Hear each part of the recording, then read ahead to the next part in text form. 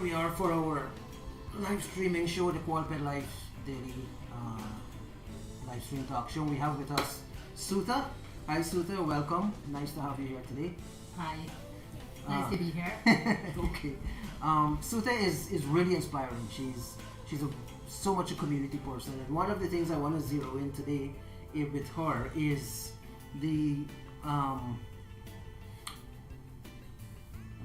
her life is the aspired. She lives her aspirations. She sets out her heart to do something, and she goes after it and she gets it done. And that's an example of what we talk about on the show. And authoring our future, we design the life that we want, and we step out and we go and we do it. And we design our life, right? And we live our aspirations. And Suta is a fine example of living that kind of life, of setting out. There was something on her mind. She says, I have to do this, and she goes out and she does it. She's an immigrant to Canada from Sri Lanka. Came here when she was a child and really moved up and developed her life into quite a community person. She's so involved in helping the less fortunate in our city, the marginalized, and she does a lot of work in the community. Suta, welcome to our show, and I'm so happy to have you here. What can you say to us about how you've designed your life? Can you talk to us about Sri Lanka when you had to leave, when your parents had to leave? And then also coming to Canada, well maybe no, start with Canada. You came to Canada and you had to start working at a very young age, and you built your life into this amazing journey that you're on right now. Can you tell us how you built such a life in Canada as an immigrant, as a kid who didn't even know English? How did you do it, and how do you reach out to community and live such an amazing life today? As you have mentioned,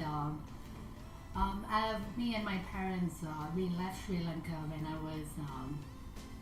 I was 9 years old. We were basically forced to leave the country.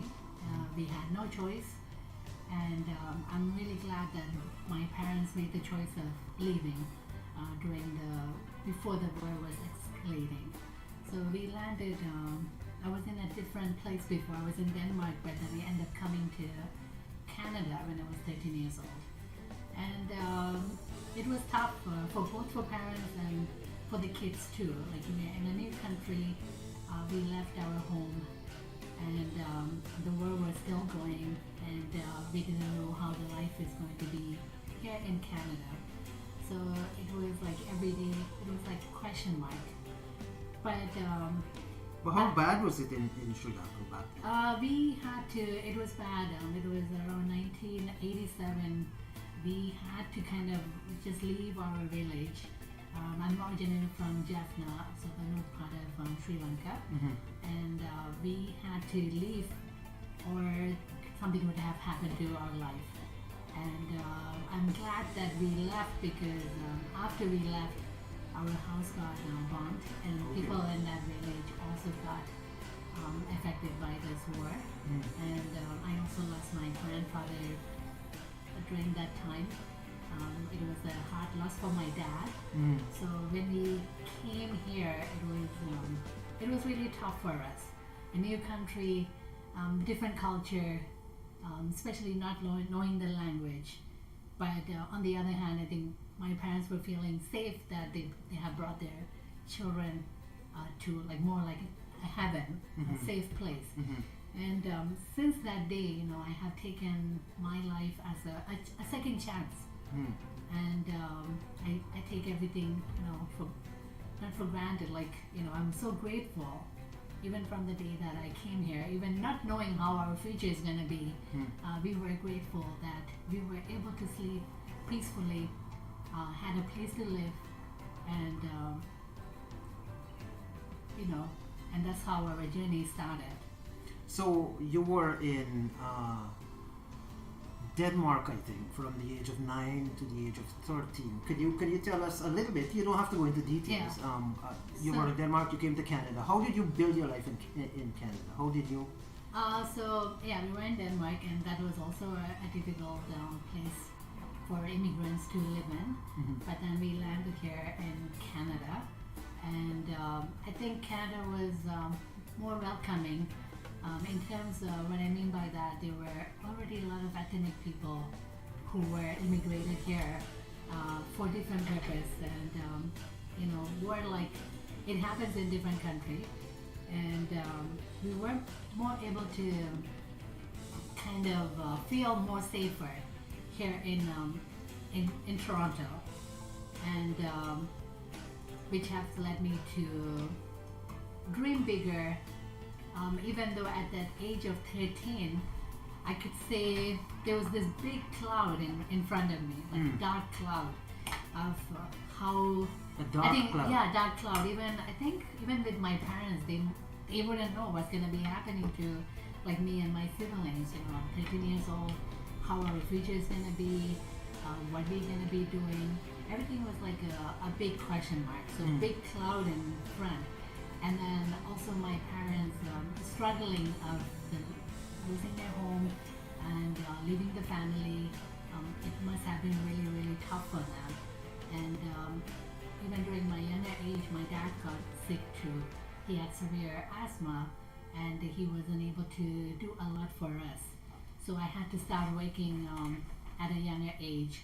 So I started working at 16, and I've been working since then, and continuing my education. And 16, you started working at a hospital, right? yes, initially it was a medical center. I was got through a co-op program, and then I went to volunteering at the hospital. So since you're in the healthcare field, right? Yeah, And you started at 16 years old as a volunteer. yeah, And you didn't know any English. Like you know no. very little English. yeah. You just came to Canada, you're in school. What is that experience like?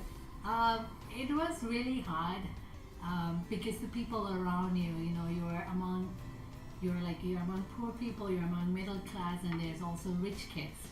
So internally, you're like, oh my God, I don't look good. I don't have that kind of clothes to wear. I cannot be like them because I don't have the resources to buy what they have. But those are the challenges that you're facing internally, and you're like more like a shadow walking around, still not knowing how the future is going to be.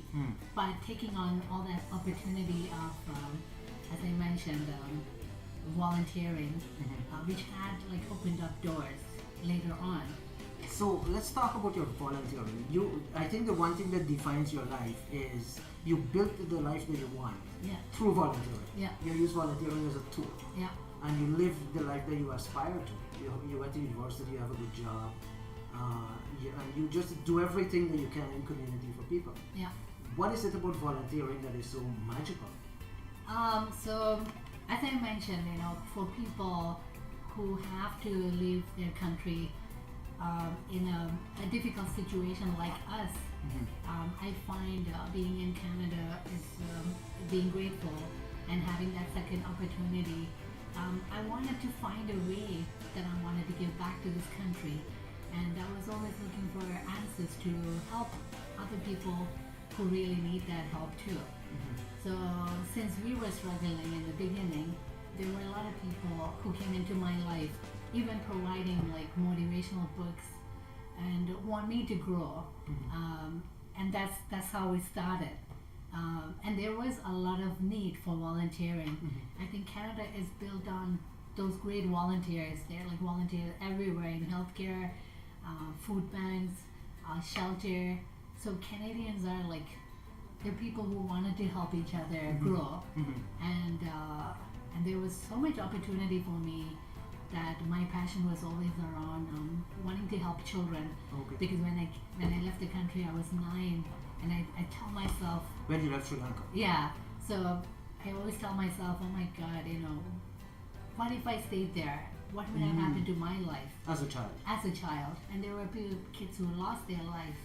So I wanted to make a difference. I wanted to give back and do something, with my life. And that's how I started with healthcare.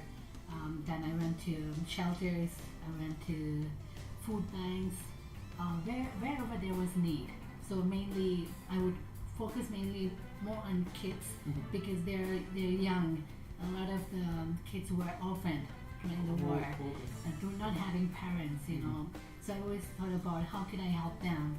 And then there was the widow, who lost husband, and I wanted to help them. So the women, and then seniors, they're most vulnerable, and they're also left without children or nobody to take care of them. So the main focus were in that area, and then I was also thinking about the others. But if someone could still manage to live, they can make a living. But the most vulnerable people who had my attention always.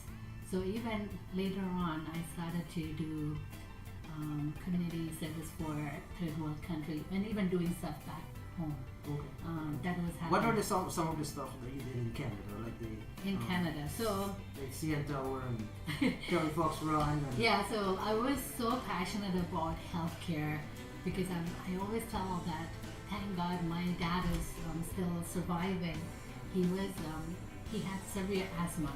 He was not able to handle this weather when he came to Canada. He was always in the hospital, and so I was like really fascinated about the healthcare system. We have the Ontario Health, the OHIP card. It's like really magical because so many other countries where you had to pay for the service, and here the healthcare system is really great, and so once again being grateful for that.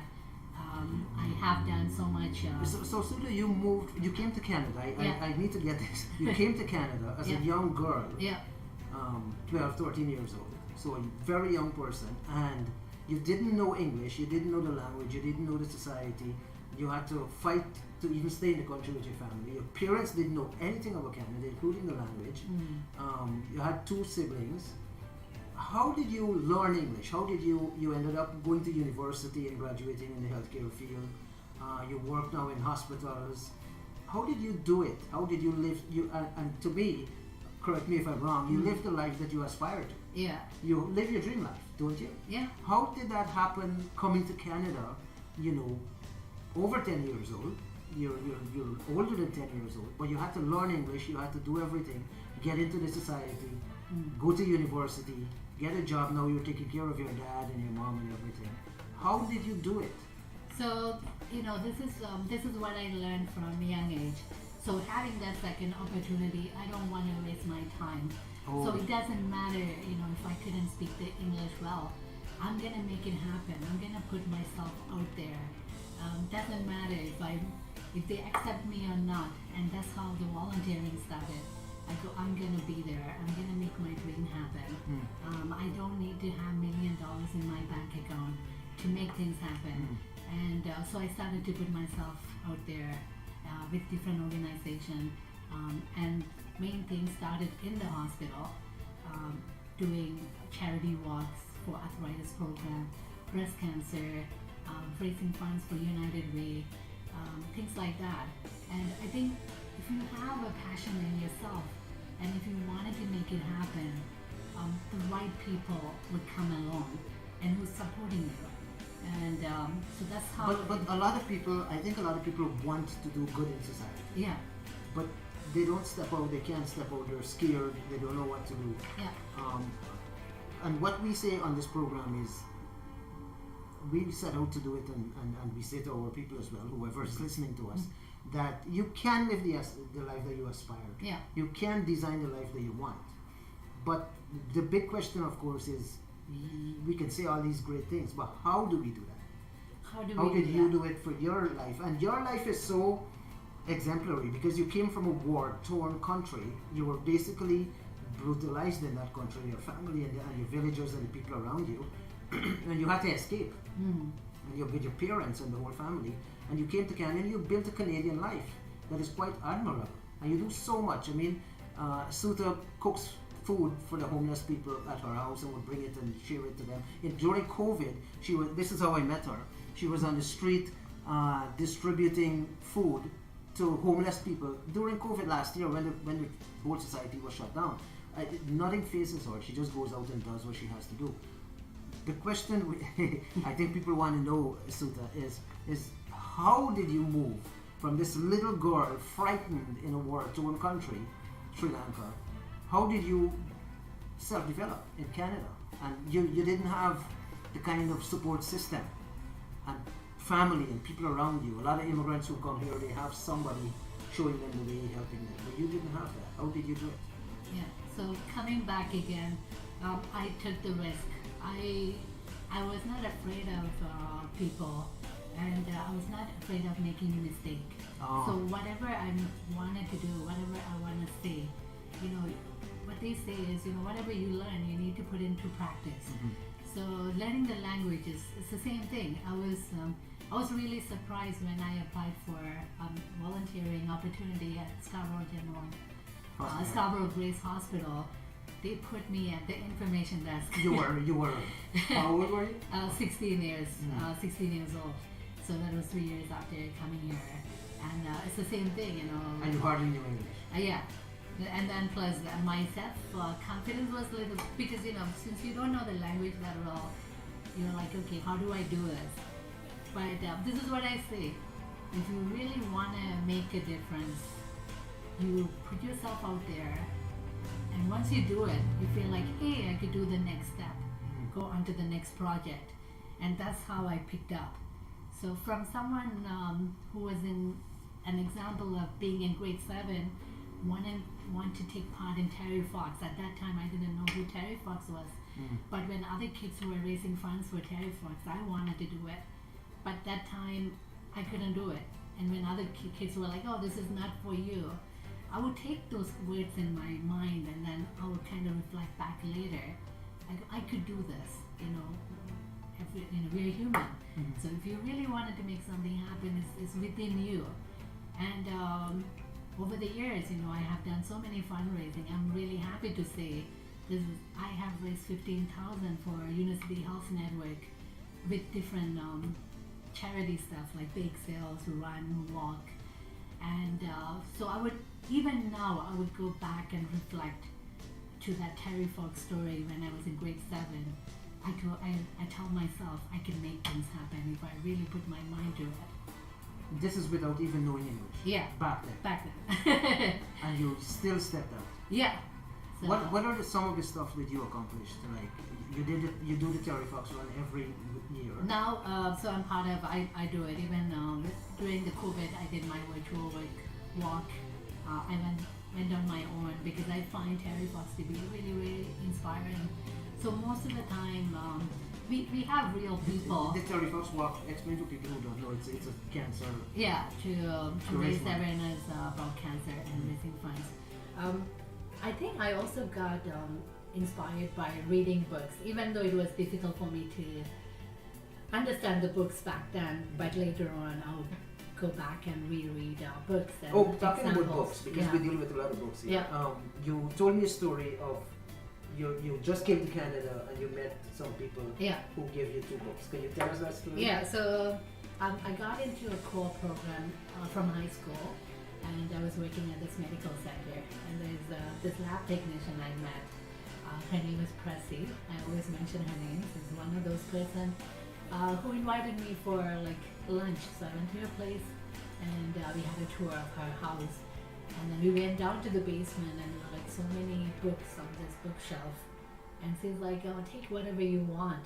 And then I go, it's okay. And she's like, no, take it. You don't need to pay anything. And at that time, I remember picking Dr. Wayne Dyer's book, You Will See It When You Believe It. And then Tony Robbins' book, Awaken the Giant Within. So I took these books home. And it was just sitting there. I didn't even like, what is this book is gonna do for me if I just read it, you know.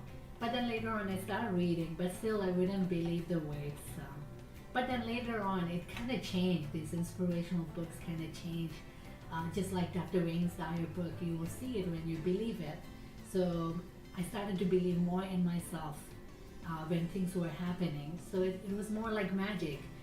Making things happen. So in order for things to happen, you need to believe in yourself. So these books were really, really inspiring and motivating for myself, where my parents didn't know what I wanted. I think their main focus was, you know, feeding the children, and they wanted us to do well in school. But then the internal battle that I was going through of I had so many dreams that I wanted to make it happen. And all these motivational books were really, really helpful. And even up until now, I do message Pressy, and go back and remind her, your books have been an instrumental to me. And she's like, oh, you can come to my house anytime. We got more books. So books have been a big influence on your life, you think? Yes, yes. And you still read? Yeah, I still read. Or nowadays I listen more to the audiobooks. Just not having much time to read. Oh, you don't have time. How do you have time to volunteer? You do volunteer. How many places do you volunteer? So back then, I was reading all this book. Now I wanted to make things happen. So I like to put myself in places and see, what exactly they need and how could I get involved. And as you were mentioning, cooking, I think by volunteering at all of these different shelters and food donation places and cooking places for the needy, it has given me inspiration to make large portions of meal and give it to people. So most of the time it's easy to talk about something, but putting yourself there and seeing what is going on, it's just a different feeling. It just gives you more motivation and wanting to do more. You went back to Sri Lanka a few years after you came here when you were 20 or something, right? Yeah. How was that experience? So when I went back, so I left when I was young, and then I went back after graduating here. I wanted to actually see one of my living grandfather, my mom's dad. I was so close to him when I was like little, so I wanted to go and see him. And this was during the peace talk in 2003, which was like, I wasn't sure what the experience is gonna be, but I just wanted to go and see my hometown and our house that my dad built with so much of dreams, which was also ruined. And How was it ruined? it was bombed during the Civil War. So when I went to Sri Lanka, I didn't go directly to my hometown. I had to stay at another location, and then we had to go through all this checkpoint before reaching the location. And it was really, really traumatizing because during that time it was the peace talk, and I got to witness all these ruined houses.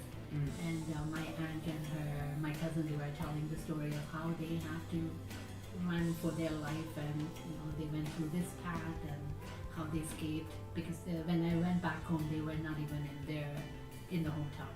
They were also relocated to another safer location. So we were going in this land, and so we had to pass through all these army checkpoints, and I was really afraid after seeing and hearing whatever happened during the time I was here. I was still nervous, is anything will be happening to my life. So I reached my hometown, Jaffna, and a couple of days later I went to see our house, which was also ruined. And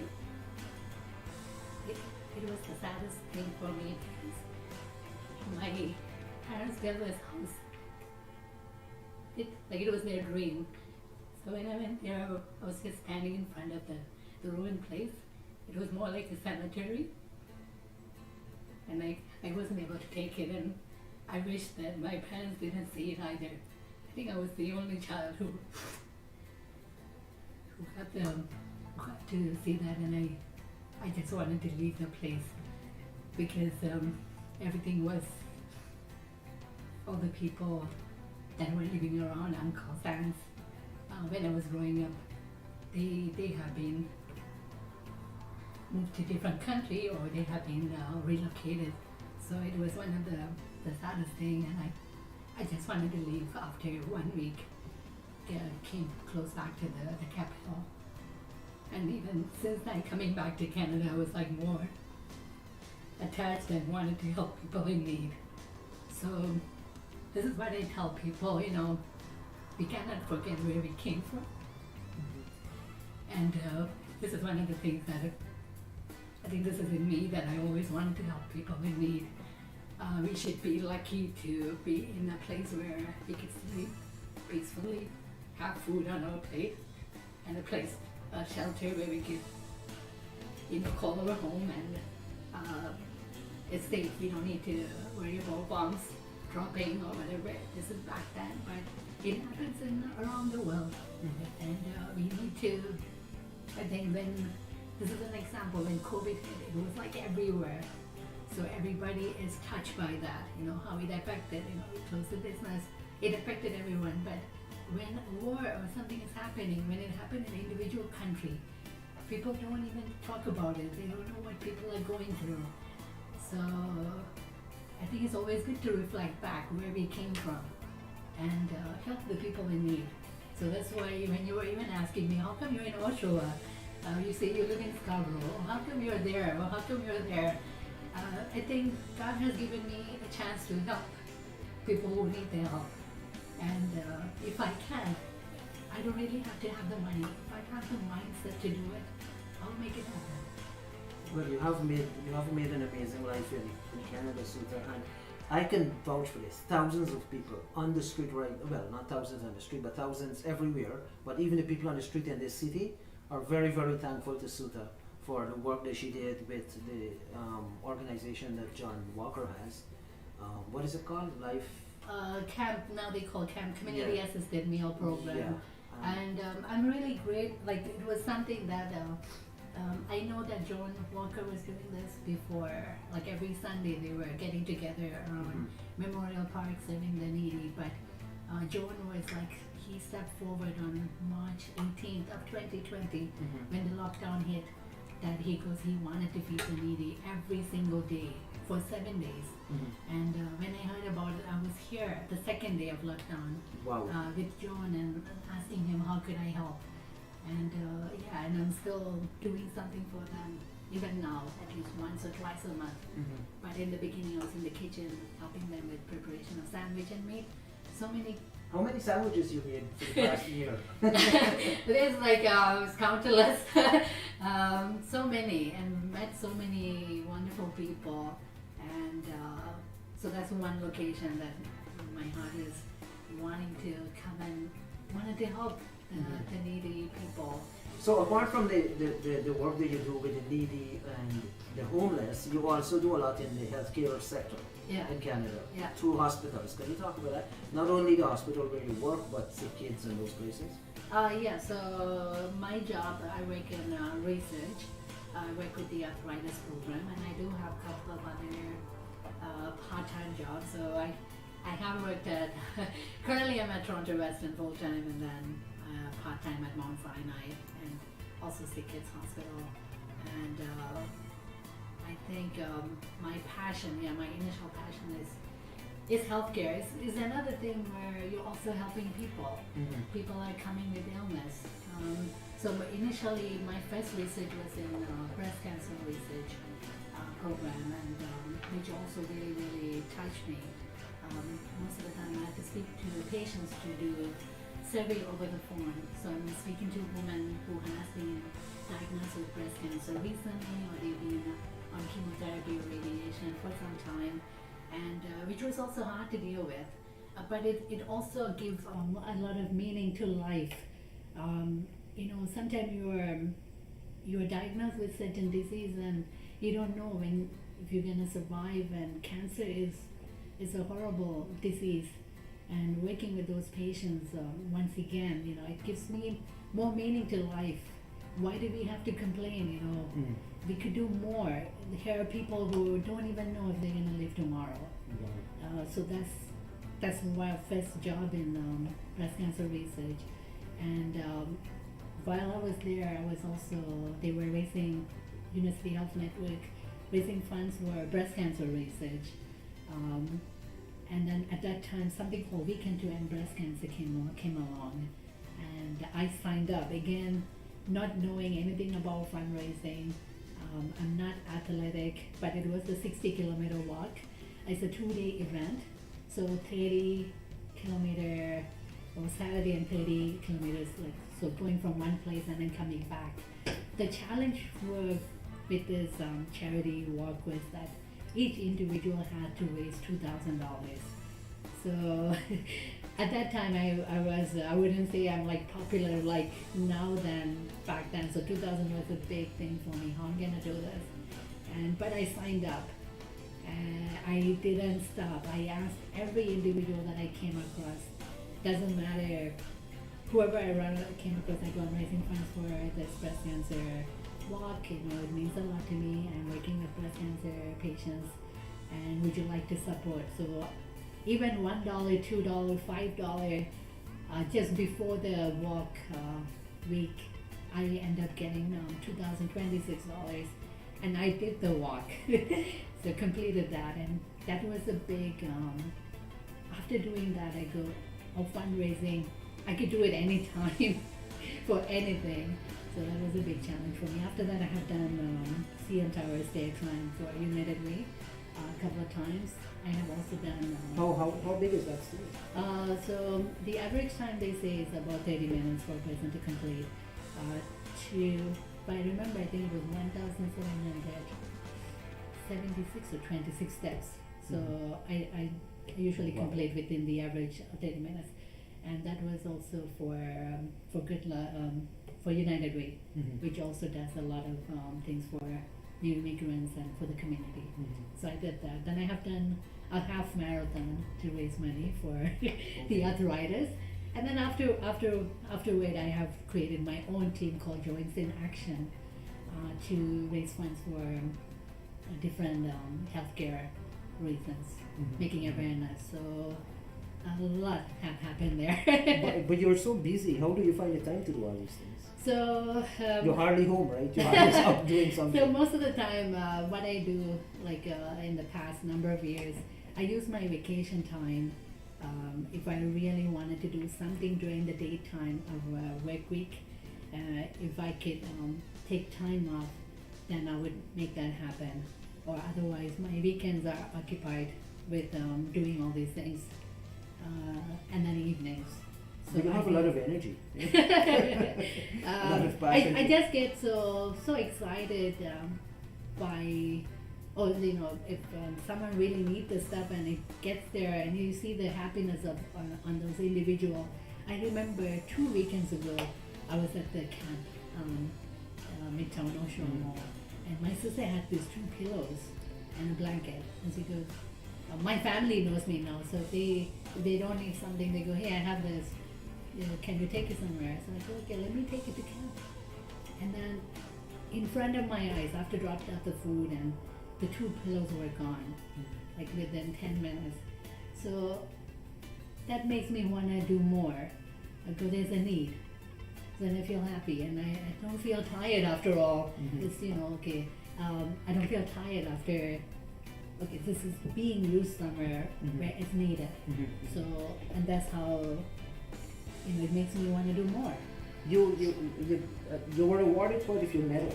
What medals did you get, including the half marathon race? So I have a bunch of medals for the walks that I did. I'm also, I used to get a lot of medals from, like, in the beginning, okay, I had difficulties with the language, but later on, so later on I go, I wanted to do more for the society. I need to get my messages across, and I joined Toastmaster program. So let's get this clear, Sudha. So you had difficulty with English. Yeah. And you decided, I'm going to do a lot in society. Yeah. So I'm going to go out there and master my English and master the way I talk and master my ability to give a speech. And you joined Toastmasters, this public speaking organization. Yeah. Talk about that. So I joined Toastmaster later on. I got to know about the program later on. So at the workplace at the University Health Network, they were forming a club. So I went to one of the meetings, and I was one of the charter members. So initially forming the club, and I got so many opportunity in Toastmasters to speak. And that's one thing that I love about the program, because you get good positive feedback and also negative comments, but it's a place where you could practice a lot and improve yourself. You need feedback, so this was a platform to get that training, and that's what I wanted. People, they have to take the negative to grow, to grow better.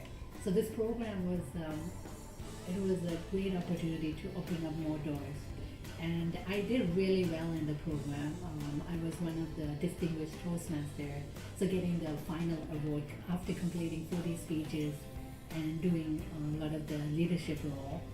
And while I was in Toastmaster, I came across a program called Youth Leadership Program, and this was my opportunity to go back to the location where I was growing up, and I came to Canada, and I coordinated. Where you were bullied and everything. Yeah, bullied, and I went back and I ran this youth leadership program. I was doing that role for 1 year, but that I took that opportunity to reach out to many youth as possible. That, you know, whatever you want in your life, you can make it happen. You need to believe in yourself, and the best thing is communication. You know, improve your communication. Wow. Whatever opportunity you get, take it. You know, whatever you say is right or wrong. This is how you learn it, and this is what Toastmaster teaches. And we have icebreaker at every. Icebreaker and table topics.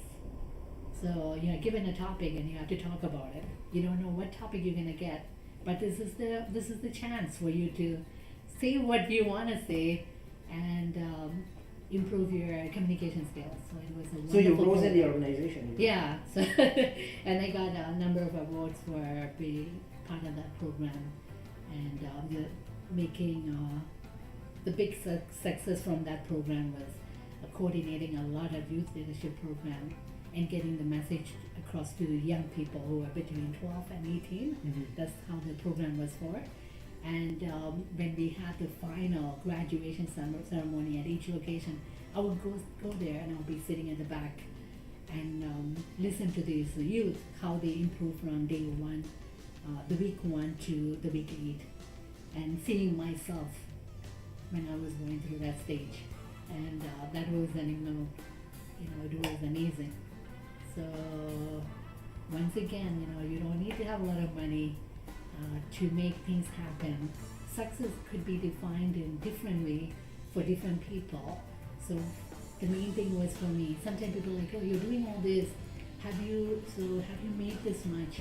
And then you go, that's not all about it, you need to be, like for me, being happy and seeing other people happy, that brings more happiness for me than having $1 million in my bank. And Well, I hope you have $1 million in your bank one day. and at the same time, inspiring others Yeah. and making things happen. So you rose in the organization, you became district governor or not, district leader or something? Yeah. What are the levels you went through? So I went from club, and then I went to area where we manage a couple of clubs, doing contests and all that. And then I went to a division, so there's more, there's a bigger network. And then district, so district 60, and I got so many clubs within that. And so I completed from there. And then the extra was youth leadership program. I took it personally, because you had to do certain things to get that final distinguished Toastmaster award. But youth leadership was something that I wanted to do. Mm-hmm. And still people know me as a youth leadership chair from back then. Okay. And then they wanted me to continue into the program. They go, maybe I could go into contests, participate in international contests and all that. But what I wanted to do is take my knowledge and my experience and wanted to do more of community service. And making awareness. Yeah. And you also have a couple of you write as well, right? You Yeah. wrote some stuff in a couple of books, and you have a book coming out Yeah. where you write. Can you talk about your writing and your Yeah, being so published in these 3 I think books? maybe it also came with that at a young age, getting all these books from this lady. I think I got passionate to reading and writing, and even though I had the difficulty with language, I always wanted to express my ideas. And same with Toastmasters. So even though it's a communication speaking program, you still have to write the speech Okay. before you present it. Yeah. So you have a layer of how your story is going to be, and so there was a lot of writing involved for Toastmasters. And then I had opportunities throughout the years where people want me to come and share my stories, And so I did get a chance to be published in 2 books. One was Conscious Woman, Conscious Relationship. So I wrote about one of the lady that I volunteered my time doing shopping and taking care of her when during her elderly age, thinking of her as my grandmother figure. And so that story was published in the Conscious Woman, Conscious Relationship a long time ago. And then 2 years ago, I met another author, Gabby, and I got a chance to write a personal story in a discrimination book. So there, I got that published, and it's actually coming. It was initially in English, now they're translating to Spanish. Oh, okay. Yeah, and then my third one, so with Susie Temessier, I've been doing modeling with her. So you went into modeling now. What is that? So with Susie Kills Tires, I've been doing modeling. So I have known Susie. She does a lot for women's shelter. So which kind of attracted me to her. And that's one of the reasons I go, hey, I wanted to do modeling in her show, and she did give me an opportunity, and now I'm doing a lot now. And then what is your story about in her book? So she has 10 women writing. It's called Empowered in Heels, and she asked if I wanted to be part of this and share my story. So there'll be a lot. What did you write about? Just a general. Yeah, general. so it's an autobiography about myself. Okay. Including your Sri Lankan. Yeah, Sri Lankan. So whatever you have already heard about me sharing stories, but in this book it will be more in depth on myself and my life. A lot of the time people ask me a lot of personal questions, and sometimes it's really hard to tell people here, I don't want to repeat the same thing over and over, sometimes when it's too personal, but I think writing has helped me with healing, and this is an opportunity when people ask me a personal question, here's my book. Yeah. If you want to know more about me, a lot of it would be there. Yeah. Yeah. What is next for Stu now? Where do you see all this going? You picked up a lot of skills in volunteering. Yeah. And in networking and connecting with community, not only in the charity and non-profit sector, but also across the healthcare sector as well. Where do you think all this thing could lead? Where do you want it to lead? So that's actually a little bit of a tough question to answer, but as I have mentioned, that 9-year-old leaving the country, then being in Canada, not knowing where I'm going, having that big dark cloud in front of me, not feeling confident, not able to speak the language, and where I am here now, there's a purpose for me that is kind of unrevealing. So if you take an onion, you're peeling the onion, so I see myself growing, glowing, happy, meeting so many people. I know there's a purpose in life. And I'm just going with the flow and wanting to do more for the society, and I'm doing, but there's still more to do. And what would you say to Canadian women, and especially Canadian women who are now starting out in life, young girls, but also new immigrants?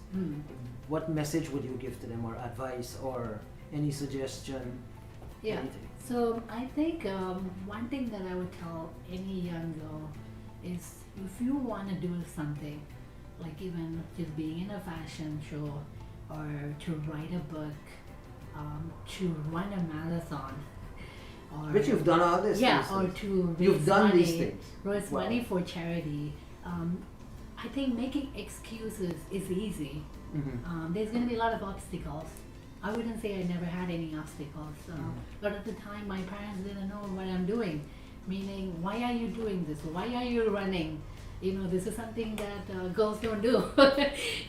Settle down.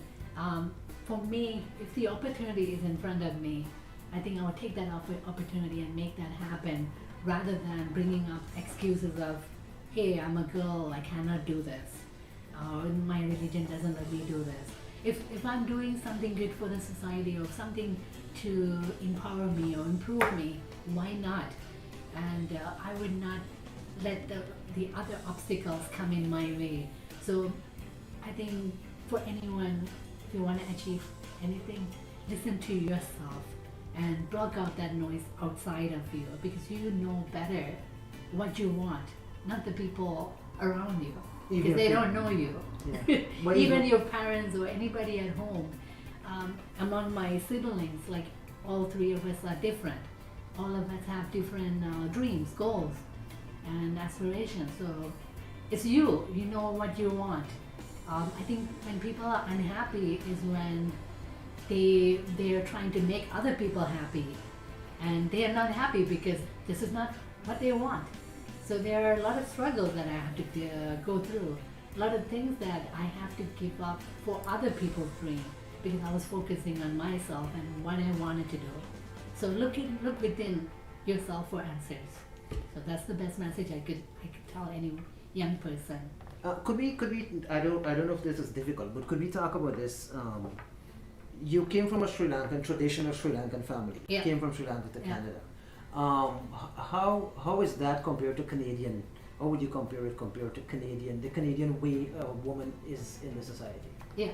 So I think things are very different now than when I came to Canada. Like in the early days, it was different. Even I think back home, if I was back home, I think I would have been maybe got into marriage early and started a family, and there might have not been time to think about what I want to do to make So things was there a happen. clash between your sense of independence and what Yeah. So, and that was happening in the beginning too. My parents want me to more like drop everything, and we need to get you married at a certain age, and this is how the family is going to talk bad and all that. So you have to And go you have against the tradition. Yeah, I have to go against, and even back then things are different, as I mentioned, different now. When I was doing walk or doing charity stuff and going, taking more time developing myself. Even with Toastmasters, I would get home late at night after contest, wanting to make change for myself and for society. But sometimes those are like, oh, you cannot do this when you get married, so you need to think about settling down. Maybe the other family would never accept this. So it was always about, the community is always about pleasing other people, not even thinking about that individual child, what is going through them. So it was a different culture to face that. Even now, when I go out in the community or with relatives, they're like, you're not thinking about your life, what is happening. And for me, this is my life. This is what I want. This is what I want to do. This is what makes you happy. What makes me happy, and whatever comes along, I will do it. And as I mentioned, I have been working with the vulnerable community, the sick, the homeless, so many people. I don't feel like we could say, we are missing something in our life. I think every day we wake up is a new opportunity to make something happen, make somebody happy, make yourself happy. So you cannot be sitting and saying, hey, I don't have this, I don't have that, I don't have a big house, I don't have a expensive car, and my life is over. No, it's not like that. It's just living your life with what you have and feeling happy and see what you could do. So that's how I look at my life. This is how I look at the society. But was it a big struggle to go against being so independent minded, going against the tradition and what the family wanted? So I think at home. How did you find the courage to do that? So at home, I think they started to notice this is what I like, and they didn't start. They were fine later on, but it was always I could say more of the relatives putting pressure on them. What is she doing? I can't see, Wow. this and that, and even people ask me, oh, how could you live like this, or being single and all kinds of stuff. You know what I did? There are people I stop answering. When it's the same people, I go, I don't have time. Like, there's no need. I don't want people to take my energy away because I'm not doing anything wrong. And maybe God has a purpose for me. and I'm doing this. I'm So- not so- doing this to pass time. This is something that I love.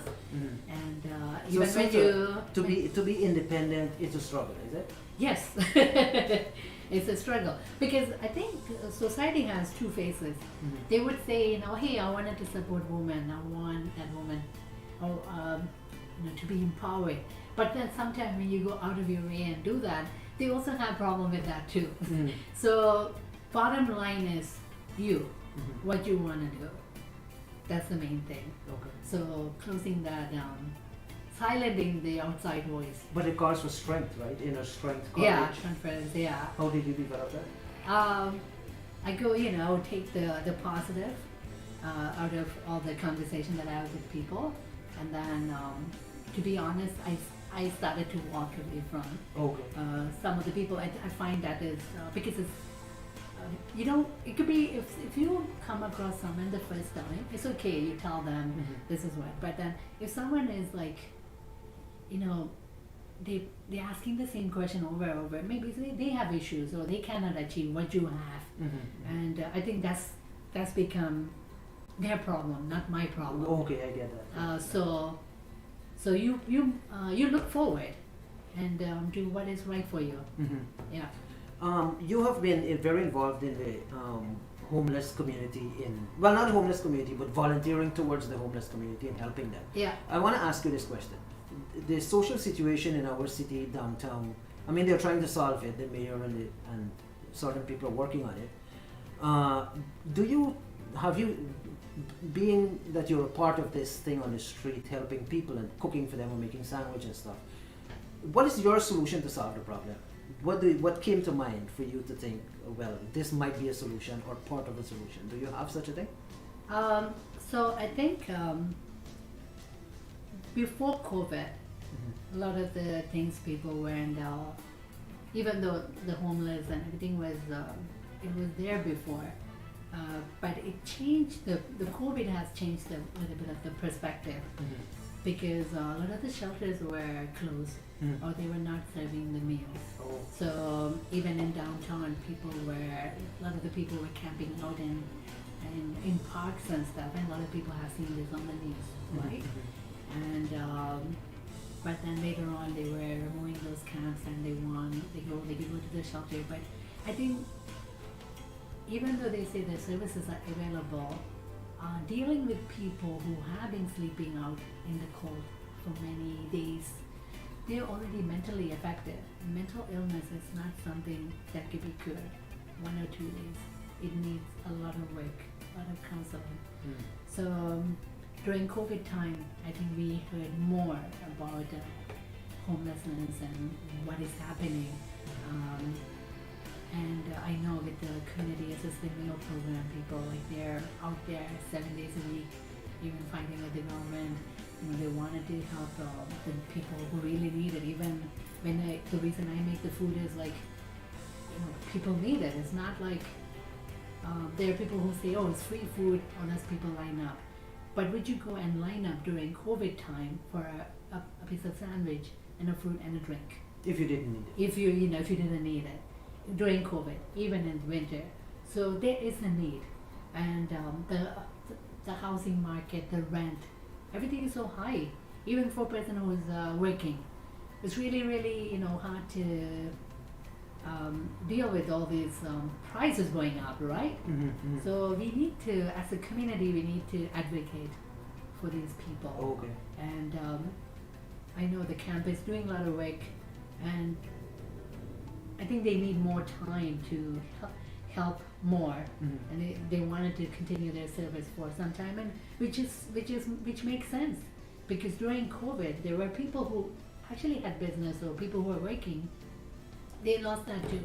Mhm. So there's a lot of people struggling now. Mhm. So during this time, maybe for another year, the help is needed more. So we should be Obviously. more compassionate. Yeah, more- compassionate, because there are a lot of people who lost job. There were a lot of, even downtown. I've been working during COVID time, and I have seen the dramatic changes of how many places, restaurants, like they're not there any longer. People have to close.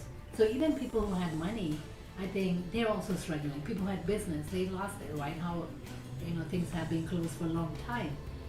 Even restaurants, they do struggle too. They are not 100% capacity, which might be sooner, but 18, 19 months. So a lot of people are struggling. There are people who need the help, but they're shy or they don't want to ask. So these kind of services are needed at least for a little bit longer for people to get back to normal. Yeah. Well, Suta, you live the life of compassion and empathy and kindness, which is totally and absolutely amazing. Like, I so admire the work that you do because you're a metaphor for kindness. Your life and what you do for people, and I'm so honored to have you on the show. I really enjoy this. I think we're wrapping up now. Our time is over. Yes, it's an hour. I really enjoyed talking to you, and we'll continue following your volunteering and your work and what you do, and hopefully you appear on the show quite often. And wherever our company can help or we can be of service, to reach out to us and let us know, and we'll be there. We'll be helpful for sure. Anything else you would like to leave with our audience, whoever is watching? Yeah, so I want to say thank you for having me here, and it's always good to go back and reflect. So every time I get an opportunity like this, I see myself, the 9-year-old back then and growing up. Really, really grateful to be in Canada. For a girl, I think I would never have this opportunity back home. So just having that opportunity and to grow as who I want to, even though it was a challenge in the beginning, but I'm really, really grateful to this country. The only thing I'm going to leave once again, you will see it when you believe it. The book by Dr. Wayne Dyer. Yeah. And thank you so much. You're very welcome. Thank you. Okay, guys. See you guys tomorrow. Take care. This was Sudha. We had a nice conversation with her, and we'll be back. Not tomorrow, sorry. It's the weekend. So Monday. Monday we're back with a new guest. And enjoy the weekend. Do something good. Do something kind like Sudha, and let's make each other, let's make for each other life to be easier. Okay.